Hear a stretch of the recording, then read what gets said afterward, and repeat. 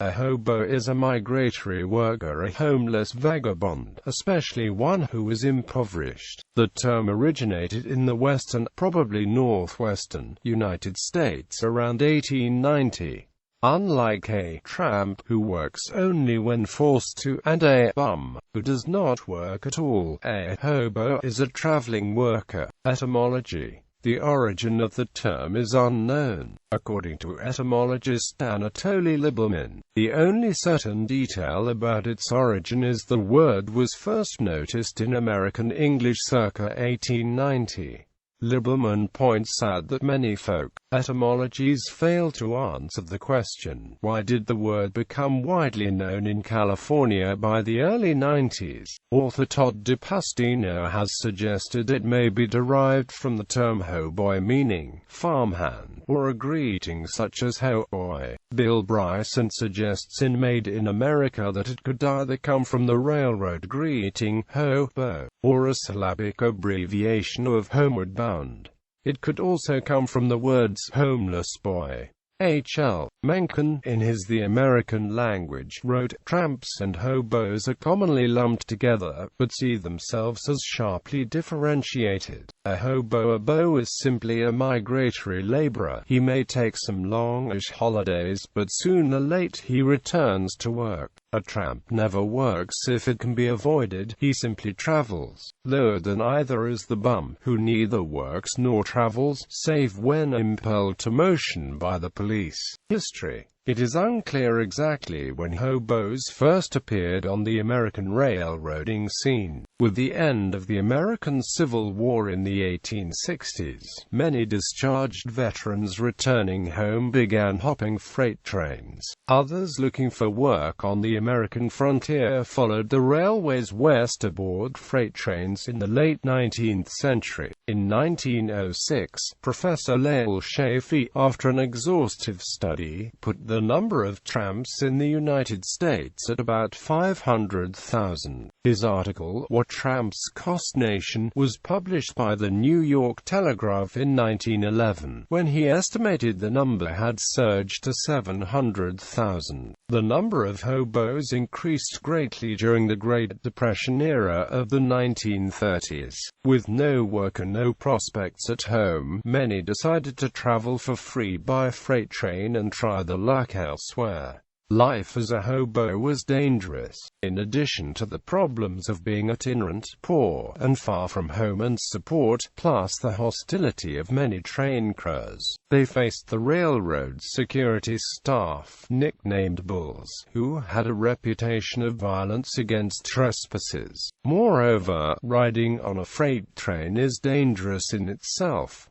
British poet W. H. Davies, author of the autobiography of a supertramp, lost a foot when he fell under the wheels when trying to jump aboard a train. It was easy to be trapped between cars, and one could freeze to death in bad weather. When freezer cars were loaded at an ice factory, any hobo inside was likely to be killed. According to Ted Conover in Rolling Nowhere, as many as 20,000 people were living a hobo life in North America. Modern freight trains are much faster and thus harder to ride than in the 1930s, but they can still be boarded in rail yards. Culture. Expressions used through the 1940s. Many hobo terms have become part of common language, such as big house, glad rags, main drag, and others. Hobo signs. To cope with the uncertainties of hobo life, hobos developed a system of symbols, or a visual code. Hobos would write this code with chalk or coal to provide directions, information, and warnings to others in the brotherhood. A symbol would indicate, "Turn right here," "Beware of hostile railroad police," "Dangerous dog," "Food available here," and so on. Some commonly used signs. A cross signifies angel food, that is, food served to the hobos after a sermon. A triangle with hands signifies that the homeowner has a gun. A horizontal zigzag signifies a barking dog. A square missing its stop line signifies it is safe to camp in that location. A top hat and a triangle signify wealth. A spearhead signifies a warning to defend oneself. A circle with two parallel arrows means get out fast, as hobos are not welcome in the area. Two interlocked circles signify handcuffs. A caduceus symbol signifies the house has a doctor living in it. A cross with a smiley face in one of the corners means the doctor at this office will treat hobos free of charge. A cat signifies a kind lady lives here. A wavy line above an X means fresh water and a campsite.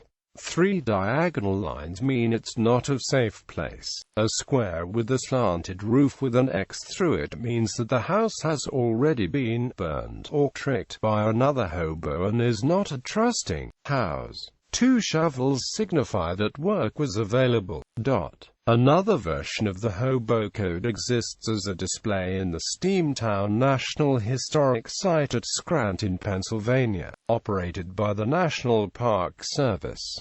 There is an exhibit of Hobo Codes at the National Cryptologic Museum in Annapolis Junction, Maryland. The Free Art and Technology Lab released a QR Hobo Code with a QR stenciler in July 2011. Ethical Code. An ethical code was created by Tourist Union No. 63 during its 1889 National Hobo Convention in St. Louis, Missouri. This code was voted upon as a concrete set of laws to govern the nationwide hobo body. It reads this way: decide your own life. Don't let another person run or rule you. When in town, always respect the local law and officials, and try to be a gentleman at all times. Don't take advantage of someone who is in a vulnerable situation, locals or other hobos. Always try to find work, even if temporary, and always seek out jobs nobody wants. By doing so you not only help a business so long, but ensure employment should you return to the town again. When no employment is available, make your own work by using your added talents at crafts. Do not allow yourself to become a stupid drunk and set a bad example for locals' treatment of other hobos. When jungling in town, respect handouts. Do not wear them out. Another hobo will be coming along who will need them as badly, if not worse than you. Always respect nature. Do not leave garbage where you are jungling. If in a community jungle, always pitch in and help. Try to stay clean, and boil up wherever possible. When traveling, ride your train respectfully, take no personal chances, cause no problems with the operating crew or host railroad. Act like an extra crew member. Do not cause problems in a train yard. Another hobo will be coming along who will need passage through that yard. Do not allow other hobos to molest children. Expose all molesters to authorities. They're the worst garbage to infest any society. Help all runaway children, and try to induce them to return home. Help your fellow hobos whenever and wherever needed. You may need the help someday. If present at a hobo court and you have testimony, give it. Whether for or against the accused, your voice counts. Conventions. General, there are numerous hobo conventions throughout the United States and the year. The ephemeral ways of hobo conventions are mostly dependent on the resources of the hosts. Some conventions are part of railroad conventions or railroad days.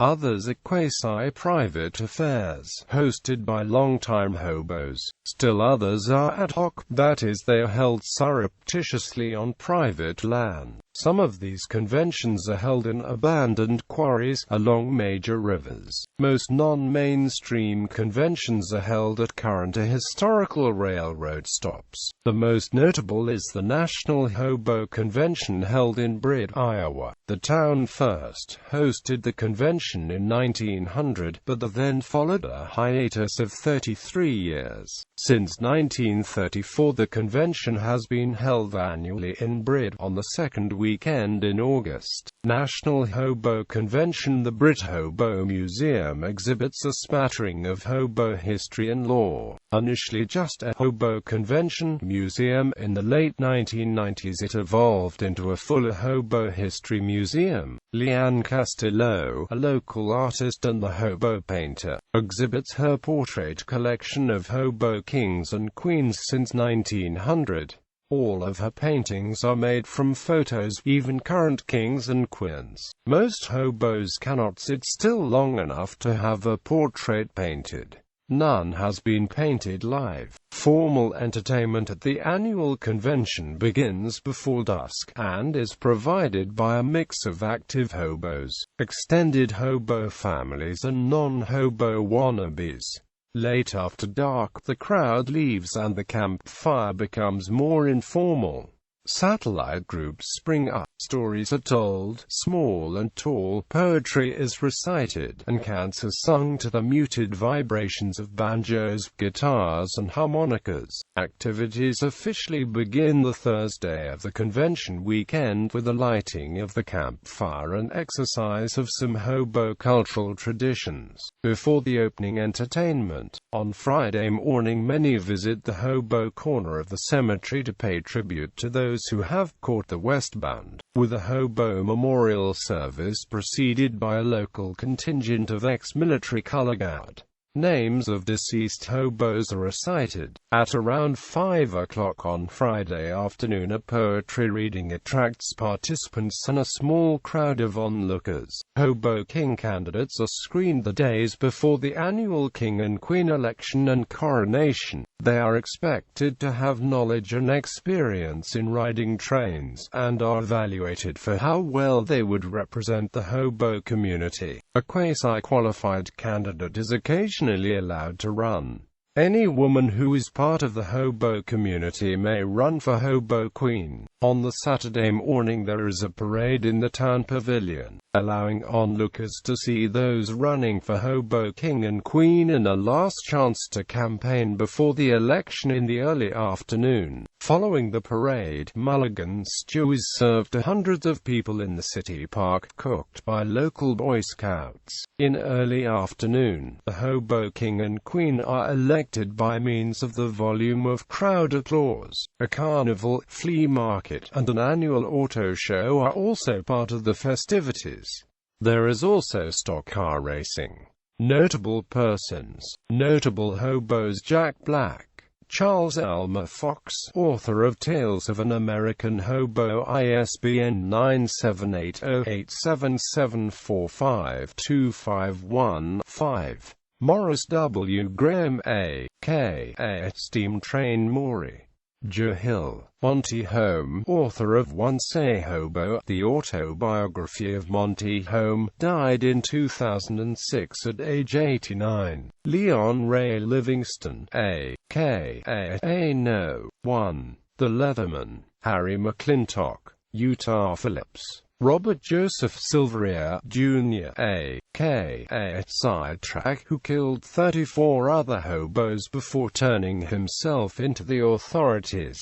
T-Bone Slim. Bertha Thompson, a.k.a. Boxcar Bertha, was widely believed to be a real person. Sister of the Road was penned by Ben Reitman and presented as an autobiography. Jim Tully, an author who penned several pulp fiction books, 1928 through 1945. Stephen Gene Wold, a.k.a. C6 Steve,